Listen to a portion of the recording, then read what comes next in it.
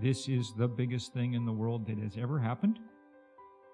If we keep at it, that will mean a planet on which we can't conduct a civilization of the kind that we're used to.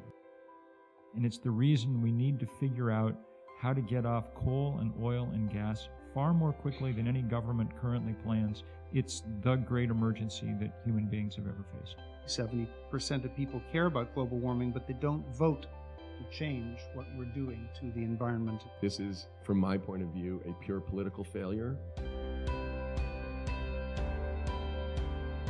People think making no decision is not making a decision.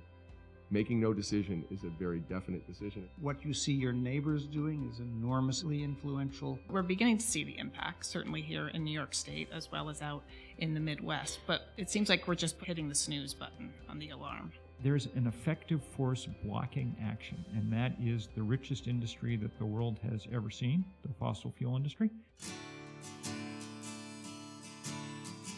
People always say they care about their children, but if they can't actually devote energy to that future, they're going to vote their near-term interest, not their long-term interest. If we, in fact, take on this challenge and change our economy so that we are actually on a sustainable path from an energy standpoint, it will be one of the great challenges we've ever taken on, and it will also be one of the great job creators that we've ever taken on.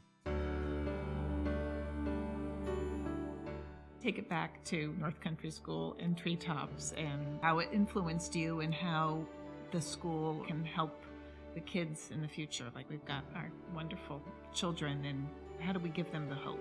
One of the extraordinary things about North Country School, where I went for 3.5 years, the freedom of teachers to pass along their own personal inspiration to the kids, whatever those kinds of inspirations might be. I liked going to camp more than just about any other day of the year, I think, just to see everybody engaged with each other and engaged with the natural world.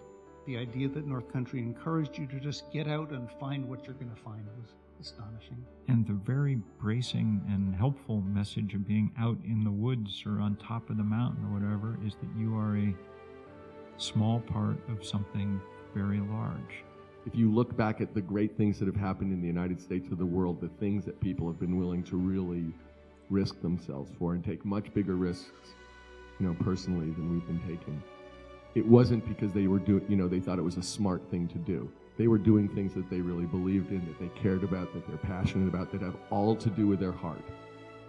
And I actually think this won't happen until people decide that this is something that we have to do for reasons that have nothing to do with economics, that have everything to do with who we are and what we care about and where our hearts are.